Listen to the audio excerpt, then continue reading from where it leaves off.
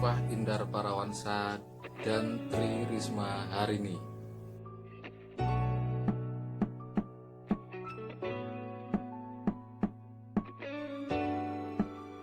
Kita semua tahu dong dua figur ini. Ibu Khofifah saat ini menjabat sebagai Gubernur Jawa Timur. Sementara Ibu Risma sudah 2 periode menjadi wali kota Surabaya. Jadi publik terutama masyarakat Jawa Timur ya sudah nggak asing lagi lah dengan dua sosok ini ya.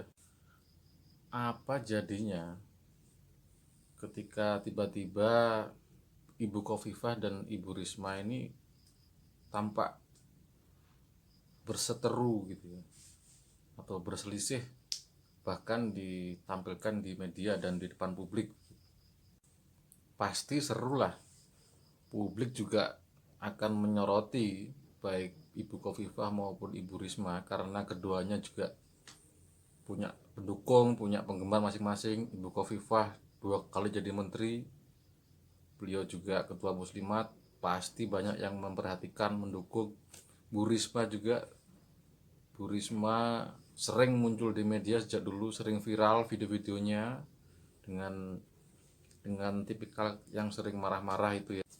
Kenapa saya sebut berselisih? Ini karena memang saya baca, saya analisa begitu ya. Di tengah situasi pandemi seperti sekarang ini, ketika publik fokus atau konsentrasinya itu mengikuti perkembangan pandemi, baik Ibu Khofifah maupun Ibu Risma sebagai pemegang atau pembuat kebijakan itu sering tidak sependapat begitu, bahkan berseberangan kebijakan.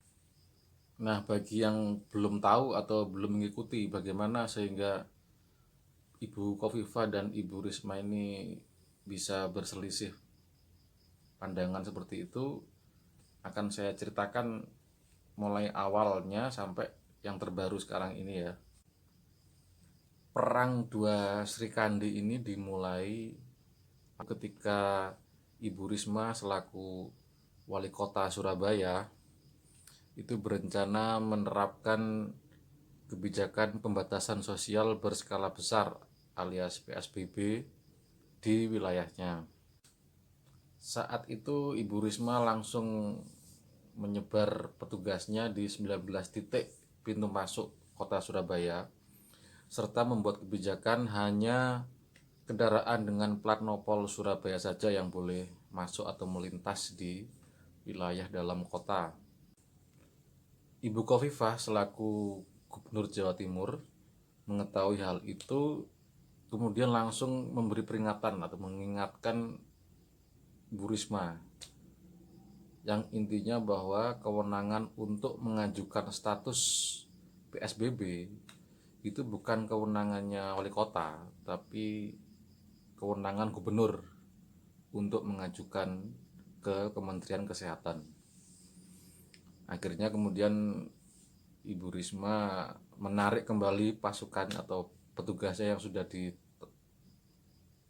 di titik-titik tadi.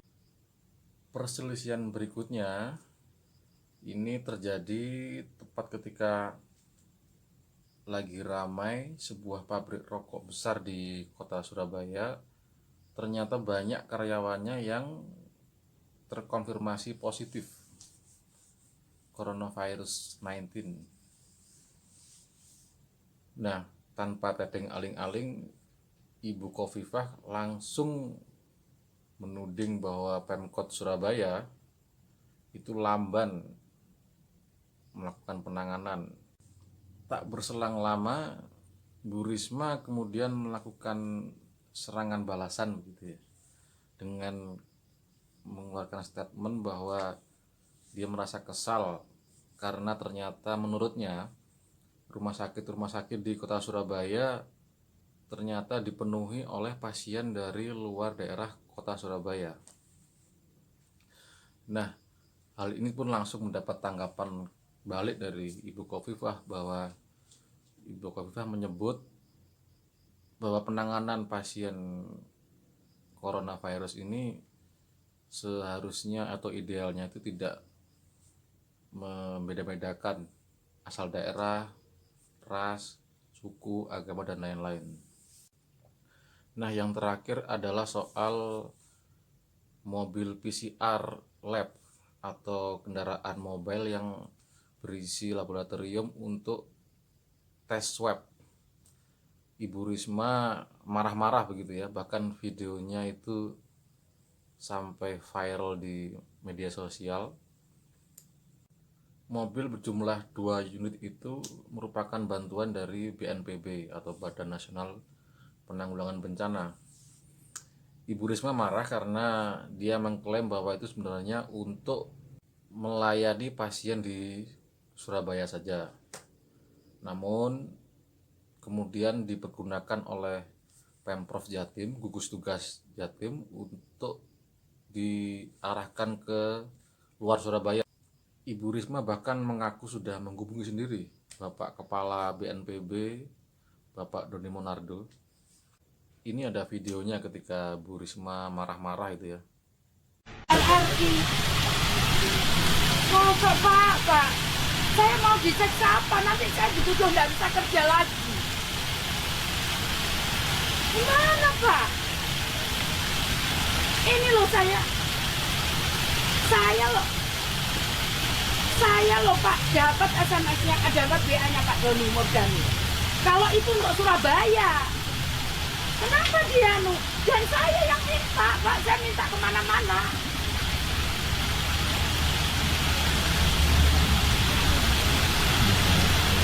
Apapun gitu loh Pak, kalau mau boykot jangan gitu Pak caranya. Saya akan ngomong ini ke semua orang.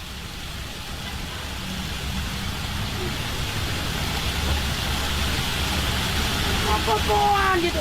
Bapak tahu, udah pasien itu udah nunggu di asrama haji.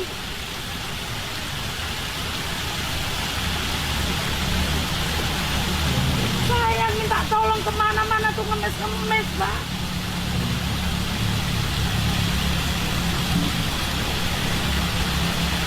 Iya. Nah, Pak, saya enggak terima loh Pak. Betul saya enggak terima Pak. Saya dibilang enggak bisa kerja. Siapa yang enggak bisa bilang kerja sekarang? Kalau ngawur nyerobot gitu, siapa yang enggak bisa kerja? Iya. Iya. Iya. Iya. Nah ini gimana saya bilang itu? Dokter Joni lagi. Pak, saya bilang itu, dia orang mana Pak? Saya bukan itu, karena saya minta Pak. Boleh dicek ke Pak Pramonanu. Boleh ditanya ke Mbak Puan. Iya. Iya. Iya. Mbak Puan ini. Coba lagi, dokter Joni lagi yang nyuruh pergi. Coba. Aku tuh minta sendiri. Ini loh, coba lihat WA-nya Pak Doni. Bu ini tahu kan? Iya. Nah ini loh. Itu Surabaya. Ibu Khofifah pun kemudian merespon, namun diwakilkan melalui stafnya atau bawahannya, yaitu Kepala Pelaksana BPBD Jawa Timur, Bapak Suban Wahyudiono, yang menyebutkan bahwa 2 mobil PCR tersebut seharusnya memang diperuntukkan untuk gugus tugas COVID Jawa Timur, dan mobil itu dikirim atau diserahkan setelah Ibu Khofifah berkirim surat kepada Bapak Doni Monardo pada tanggal 11 Mei 2020. Jadi menurut BPBD Jatim, mobil itu bukan semata-mata untuk Pemkot Surabaya saja, tapi untuk Jawa Timur, untuk melayani seluruh masyarakat Jawa Timur. Banyak pihak menyayangkan perselisihan atau silang pendapat antara Ibu Khofifah dan Ibu Risma ini. Ini mengingat bahwa Keduanya sama-sama kepala daerah yang merupakan acuan atau mungkin bisa jadi barometer begitu ya di Jawa Timur khususnya. Ibu Khofifah sebagai gubernur dan Ibu Risma sebagai wali kota di kota yang merupakan ibu kotanya Jawa Timur. Perselisihan ini jika ditampilkan ke publik itu justru kontraproduktif dengan persepsi atau bahkan sampai kepada citra mereka begitu, bisa menurun di surveinya. Karena itu ya kita berharap keduanya bisa saling menahan diri, saling menunjukkan kekompakan. Tapi yang terbaru baru-baru ini itu Pak Wagub, Mas Wagub kita, Wakil Gubernur Jawa Timur, Mas Emil Dardak, itu juga membuat pernyataan yang cukup adem begitu ya, yang intinya mengklarifikasi bahwa sebenarnya antara Ibu Khofifah dengan Ibu Risma itu baik-baik saja, bahkan ini sekarang sudah kompak, tetap kompak begitu ya, baik dalam penanganan COVID ini maupun dalam koordinasi antar provinsi dengan kota. Mereka tetap kerjasama, tetap komunikasi, tetap satu tujuan begitu. Ya semoga saja. Paling tidak ini kan Bu Risma tahun ini seharusnya kan sudah akhir-akhir di masa jabatannya sebagai wali kota. Nah harapannya setidaknya nanti penggantinya Ibu Risma ini bisa klop, bisa kompak dengan Ibu Khofifah yang masih lama ini periodenya, masih sampai tahun berapa? 2024 kalau nggak salah. Sekian dulu dari saya. Sampai ketemu di ulasan-ulasan berikutnya.